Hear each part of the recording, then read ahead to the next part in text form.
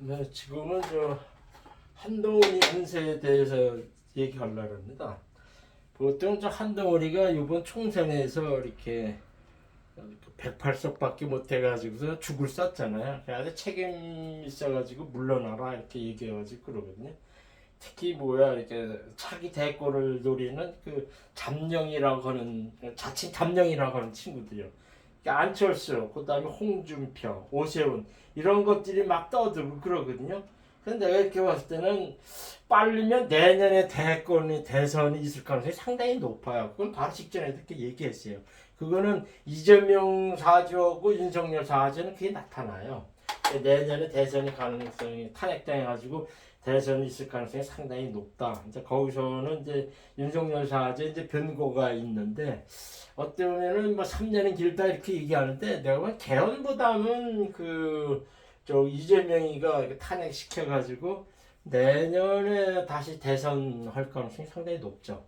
그렇게 되면은 지금의 영남당에서 잠룡이라고 까부는 것들 오세훈이 안철수 홍준표 그다음에 원희룡 이렇게 얘기하고 그러는데 제가 보기에는 간철수는 그 새끼는 내가 봤을 때는 내가 되게 좋아했거든요. 이 안철수는. 근데 그 새끼는 이렇게 봤을 때 영 아니옵시다더라고. 이게 정치를 해도 너무 못해. 처신을 너무 못해. 홍준표는 이게 혀를 다스려야 되는데 그거 잘난 척하면 사람들이 너 잘났다 이렇게 해가지고 인정할 것 같아요.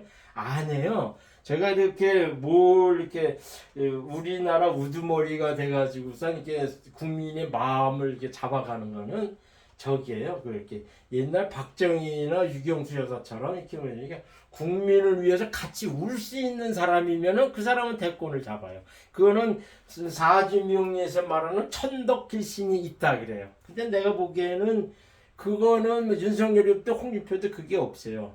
근데 안철수는 이렇게 어디가 차차차보다 줏대가 없는 친구고 그러면서도 기본 기는 되게 깔아지게 되게 강한 놈이에요. 이게 오세훈이는 약해요. 사주가 좀 약합니다. 약하고 이렇게 운빨도 잘 안 받고 그래요. 그러면서 이렇게 가는데 제가 봤을 때는 잠룡이라 그런데 그 온희룡이가 오히려 이렇게 운빨을 좀 받는 거 있는데 그 친구는 지금 잠룡식으로 이렇게 잠수 탄 것 같아요. 근데 분명한 거는 내년에 있으면 앞으로 또 4년 그 다음에 있을 2027년도에 있을 그 대선에도요. 지금 영남당은 보수에서는 대통령 나오기 힘들어요. 내가 이렇게 얘기하면 보수 유튜버들은 학을 띄고 하는데 본래 기류가 그렇게 가게 돼 있어요. 왜냐면은 이렇게 지금의 보수라고 하는 국힘당의 하는 것들을 보면은 이렇게 해바라기족이죠, 해바라기죠. 그러니까 어떤 이렇게 국민을 확 잡아가고 하는 그런 어den담이 없는 거죠. 그래가지고 이렇게 봤을 때 내가 봤을 때는 국힘당은 이렇게 인재가 없는 것 같더라고. 인재가 없는 것 같더라고. 그래가지고 이렇게 봤을 때 참 힘들다. 이렇게 보죠. 그래가지고 앞으로 내년 있으면 앞으로 또 5년. 그러고 나서 정민연의 정상적으로 대선에 있어서도 그때도 영남당에서는 힘들다. 그러니까 오세훈이 안철수, 홍준표 이런 애들은 내년에도 힘들다. 내년에도 힘들고 다 차기도 저는 어렵다 이렇게 보고 있어요. 그래서 지금 한동훈의 운세, 이게 한동훈이 이게 뜨는 운세고 남들은 차기 대권을 간다 이렇게 얘기하고 그러거든요.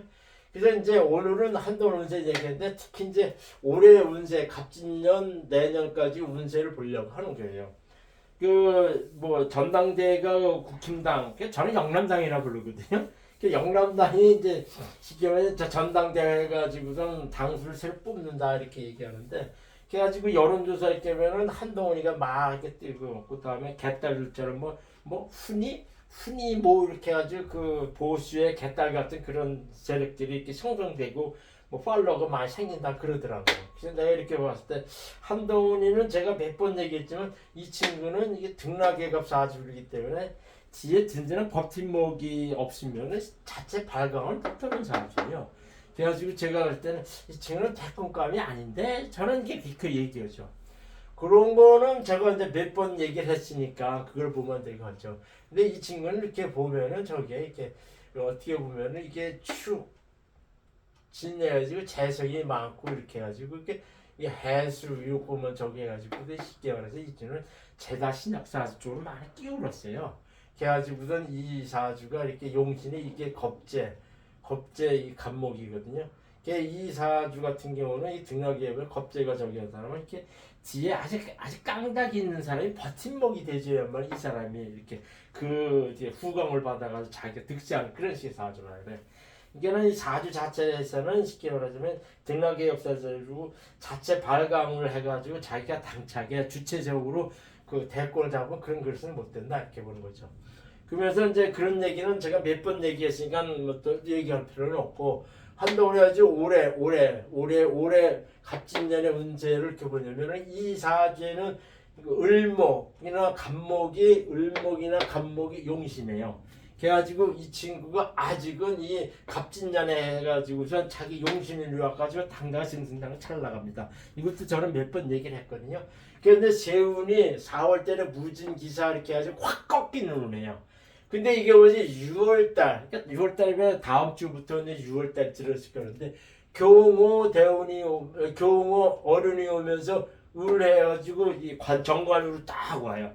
분명컨대 다음 달부터는 한동훈이가 딱 이렇게 뜨기 시작합니다. 뜨기 시작해요. 게다가 전당대회가 돼가기는 7월달에 있는 것 같은데 차츰 준비해가지고 7월달에 이 친구가 쉽게 말하자면 이렇게 영남당의 당수가 되죠.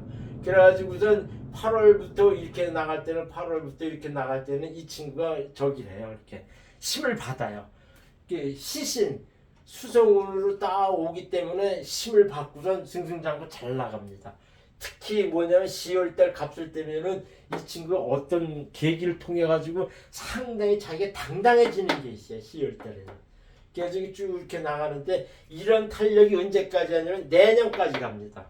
내년 2025년 을사년까지도 이어져 갑니다. 그래가지고 가고 하는데 내년에 상반기까지는 그런 대로 탄력을 받고 나가요. 게다가 하반기부터는 을사적이 해가지고 하반기부터는 이 친구가 이렇게 힘이 꺼부러집니다.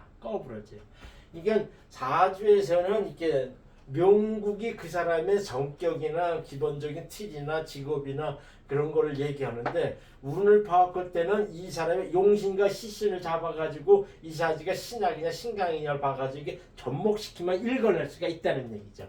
그래서 제가 볼 때는 한동훈이가 다음 달부터 경호대운석도 득세래요. 7월달 전당대회 당수가 됩니다. 그래가지고 잘 나가다가 10월달에 어떤 계기로 자기가 팍 뛰는 게 있어요. 그렇게 나가면서 그런 운이 내년 상반기까지는 그렇게 이어져 간다는 얘기죠. 그래가지고 한동훈이 이렇게 봤을 때는 운빨은 올해 내년 그렇게 진행돼 간다. 근데 이 친구가 이게 언제냐면은 이렇게 차기 대권이 정상적으로 있으면은 내년 27년대 정민년에 있는데 탄핵을 하면은 내년에 있을 가능성이 있거든요. 있을 때 한동훈이하고 쉽게 말하면 이재명이하고 이렇게 붙으면 어떻게 될 것 같으냐? 일단은 이 바탕이 별로 없어요.